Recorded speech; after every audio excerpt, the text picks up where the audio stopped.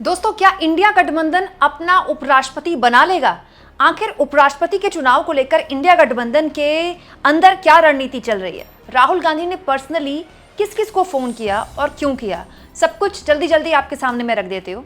दोस्तों, दरअसल जब बहुत सारे राजनेता एक साथ बैठते हैं कहीं पर भी, तो बहुत सारी खबरें निकल कर आती हैं और जाहिर तौर पर इस तरह की खबरें ऑफिशियली मीडिया के आगे कोई राजनेता नहीं बताता है, लेकिन अब अनऑफिशियली बहुत सी खबरें निकल कर आई हैं राहुल गांधी के घर में हुई इंडिया गठबंधन की बैठक को लेकर।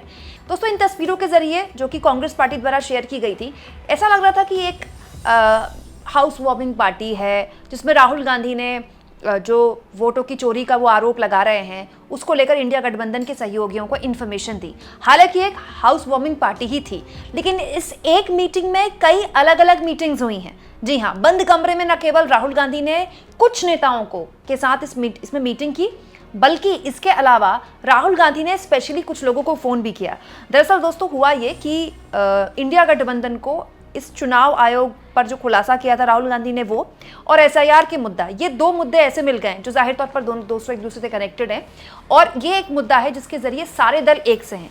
आम आदमी पार्टी को भले ही इस डिनर में ना बुलाया गया हो, लेकिन आम आदमी पार्टी भी इस मुद्दे पर कांग्रेस पार्टी के साथ है। तो अब जो जानकारी निकल कर आई है दोस्तों, कि जितने भी लोग हैं जो कि राहुल गांधी के घर पर इस डिनर पार्टी में आए थे, 50 लोगों को बुलाया गया था, 20 से ऊपर करीब 23-24 विपक्षी दल थे, सबको बुलाया गया था। सबको बकायदा पर्सनली राहुल गांधी ने फ़ोन किया है। जी हाँ, ऐसी जानकारी मिली है कि बकायदा उद्धव ठाकरे की पत्नी यहाँ पर आई थी उद्धव ठाकरे के साथ, और उद्धव ठाकरे की पत्नी को राहुल गांधी ने थैंक यू बोला जब वो आई, कि थैंक यू आप आई। तो राहुल गांधी से उन्होंने कहा कि आपने मुझे स्पेशली फ़ोन किया था, इसीलिए मैं आई हूँ। ये बताता है कि राहुल गांधी ने सबको ऑफिशियली फ़ोन किया था। दरअसल राहुल गांधी ने उद्धव ठाकरे की पत्नी को ये कहते हुए फ़ोन किया था कि ऐसा ना हो कि आप उद्धव ठाकरे के साथ आदित्य ठाकरे को भेजें, आप ही को आना होगा। ये क्यों किया जा रहा है दोस्तों? राहुल गांधी एक रेपो बनाना चाहते हैं विपक्षी दल के नेताओं के साथ। ये बार बार कहा जाता है कि कांग्रेस पार्टी सबसे बड़ी पार्टी है विपक्षी दलों के बीच, तो वो एलओपी का पद तो उसको मिल गया, लेकिन एक एंकर के तौर पर राहुल गांधी नहीं बन पा रहे हैं। एंकर का काम क्या होता है? किसी भी जहाज में जो एंकर का काम होता है वो एक छोर पर शिप को रखना होता है। तो राहुल गांधी उसके जरिए मतलब एक अपने आप को एंकर के तौर पर रखना चाहते हैं, जिसके जरिए वो सारे दलों को एक कर रहे हैं। तो ये आप कह सकते हैं कि एक बड़ा जमावड़ा था जिसमें राहुल गांधी ने सबको फ़ोन किया। इनफैक्ट जो जानकारी अब निकल कर आई है दोस्तों, कमल हासन जो कि अपनी पार्टी के इकलौते सांसद हैं, डीएमके के समर्थन से वो राज्यसभा में सांसद बने हैं, कमल हासन को भी खुद ही राहुल गांधी ने फ़ोन किया था। कमल हासन साउथ के सुपरस्टार है, हिंदी फिल्मों में बहुत अच्छा काम किया कमल हासन ने, और उनको भी पर्सनली राहुल गांधी ने ही फ़ोन किया था। तो अब जो जानकारी निकल कर आई है दोस्तों, अब उपराष्ट्रपति के चुनाव को लेकर मैं आपको जानकारी देती हूँ। दरअसल ये एक ऐसा मसला है जिसको लेकर दोनों एक दूसरे का इंतजार कर रहे हैं। मतलब सत्ता पक्ष इंतजार कर रहा है विपक्ष की तरफ से क्या नाम आता है, विपक्ष इंतजार कर रहा है सत्ता पक्ष की तरफ से क्या नाम आता है। देखिए, इसमें तो कोई दो राय नहीं है कि जो संख्या बल है वो सत्ता पक्ष के पास इतना है कि वो बड़ी आसानी से अपना कैंडिडेट जितवा लेगा। लेकिन इंडिया गठबंधन इस पूरे मसले पर एक रणनीति के तौर पर इसको ले रहा है कि इस मामले के जरिए आप देश में एक माहौल पैदा कर सकते हैं। वो माहौल होगा विचारधारा का माहौल, वो माहौल होगा मुद्दों का माहौल। लेकिन ये डिपेंड करता है कि जो सत्ता पक्ष है वो कैंडिडेट कैसा देते हैं, और यही पशुपेश जो है वो सत्ता पक्ष के अंदर भी देखने को मिल रही है कि वो इंतजार कर रहे हैं कि देखते हैं विपक्ष की तरफ से क्या कैंडिडेट आता है, क्योंकि ये पूरा का पूरा मामला परसेप्शन बेस्ड है।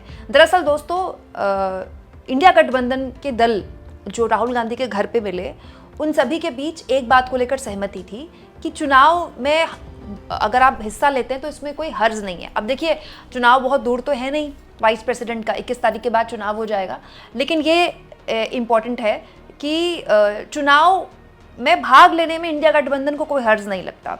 और इसको लेकर मैं तो नहीं कहूँगी कि इस मीटिंग में किसी नाम को लेकर चर्चा हुई, लेकिन इस बात को लेकर चर्चा हुई कि कोई एक नाम हो जिस पर सभी सहमत हों। हालांकि बड़ा मुश्किल होगा, इतने ज़्यादा दल हैं इंडिया गठबंधन में, उन सभी को एक मत करना किसी एक नाम पर। इसीलिए शायद इस बात को लेकर चर्चा हो रही है कि पहले देख लिया जाए कि सत्ता पक्ष की तरफ से क्या नाम आता है। अब दोस्तों, ये जो मसला है इसको लेकर सत्ता पक्ष के भी हाथ बंधे हुए हैं, क्योंकि सत्ता पक्ष भी बड़ा पशुपेश में है। एक तो बेचारे वैसे ही जगदीप धनखड़ का जो भी बिहेवियर रहा सरकार को लेकर, जो भी बातें कही जाती हैं, अब सब बोला जा चुका है, मैं दोबारा उसको डिस्कस नहीं करूँगी। तो सत्ता पक्ष तो इस वक्त बहुत एक मिसट्रस्ट वाले माहौल में है, तो वो किसी भी हाल नहीं चाहता कि कोई भी बाहर का आदमी वीपी बनाया जाए। तो ये जो चर्चा चल रही है कि कोई पूर्व मुख्य न्यायाधीश हैं जिनको वीपी बनाया जा सकता है, ऐसा वैसा कुछ नहीं होने वाला। जो भी वीपी बनाया जाएगा, वाइस प्रेसिडेंट बनाया जाएगा सत्ता पक्ष के द्वारा, जो कैंडिडेट होगा वो घोर संघी होगा, आरएसएस के बैकग्राउंड का होगा, जिसको बीजेपी में एक लंबा वक्त हो गया है वही होगा। कोई बाहर से आयातित नहीं बनाया जाएगा। जगदीप धनखड़ वाली गलती सत्ता पक्ष इस बार नहीं करने वाला है। लेकिन इसको लेकर भी जाहिर तौर पर मंथन चल रहा है कि वो कौन सा नाम हो जिस पर आरएसएस भी हरी झंडी लगा दे, जो कि भाजपाई भी निकले और जिस पर विश्वास किया जाए, जिस पर मोदी विश्वास कर सके हो। यहाँ पर एक और चीज़ मैं आपको बता दूं दोस्तों कि ये भी हो सकता है कि वीपी के नाम के बाद बीजेपी को अपने अध्यक्ष के नाम पर भी सहमति बनानी पड़े। ऐसी चर्चा निकल कर आई है अभी सत्ता पक्ष की तरफ से, पूरी पुख्ता जानकारी नहीं है। हाँ, लेकिन बात सही है दोस्तों कि सत्ता पक्ष इस मामले में वो जल्दबाजी के मूड में नहीं है, क्योंकि वो जाहिर तौर पर दोबारा से वो गलती नहीं करना चाहते। लेकिन वो चाहते हैं कि इस बार जो नाम हो उस पर 100% पार्टी और आरएसएस को विश्वास हो। यानी आप कह सकते हैं दोनों एक दूसरे पर टिके हुए हैं। सत्ता पक्ष चाहता है विपक्ष का नाम पहले आ जाए, विपक्ष चाहता है सत्ता पक्ष का नाम पहले आ जाए। लेकिन एक दिलचस्प चुनाव अगर होता है तो ये भी हो सकता है दोस्तों कि सत्ता पक्ष की तरफ से कोई ऐसा नाम आ जाए जिसके बाद विपक्ष तय करे कि चलिए कोई कैंडिडेट नहीं देते हैं, सर्वसम्मति से जिता देते हैं सत्ता पक्ष को, या फिर विपक्ष में रणनीति बने कि नहीं हम भी अपना कैंडिडेट उतारते हैं। ये बड़ा दिलचस्प होगा देखना, क्योंकि आप जानते हैं सत्ता पक्ष एक नैरेटिव सेट करता है। सरकार की एक नैरेटिव सेट करने की आदत है। जब रामनाथ कोविंद को राष्ट्रपति बनाया गया था तो बताया गया था कि दलित हैं। इसके अलावा द्रौपदी मुर्मू को जब राष्ट्रपति बनाया गया था तो बताया गया था कि आदिवासी हैं, महिला हैं। इसके अलावा जब धनखड़ को बनाया गया था तो बड़ा जोर शोर से एक बहुत बड़ा जश्न किया गया था कि किसान पुत्र और जाट समाज से आते हैं।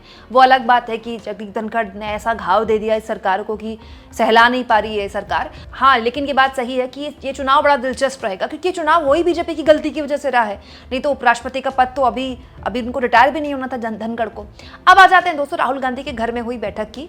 ये बात सही है कि बैठक में हर मुद्दे पर चर्चा हुई और अपने खुलासे को लेकर राहुल गांधी ने प्रेजेंटेशन दी, और उसमें उस चर्चा में ये बात सुप्रिया सुले ने बाकायदा लोकसभा के अंदर भी बोली थी जब वो मीडिया से बात कर रही थी कि शरद पवार ने ये बात बोली है कि ये जो आप खुलासा कर रहे हैं बहुत अच्छा है, इसको तमाम अलग अलग भाषाओं में अलग अलग देश के राज्यों में फैलाइए ताकि लोगों को पता चले कि एग्जैक्टली हो क्या रहा है। इसके अलावा ये भी जानकारी मिली है कि बंद कमरे में भी एक मीटिंग हुई है।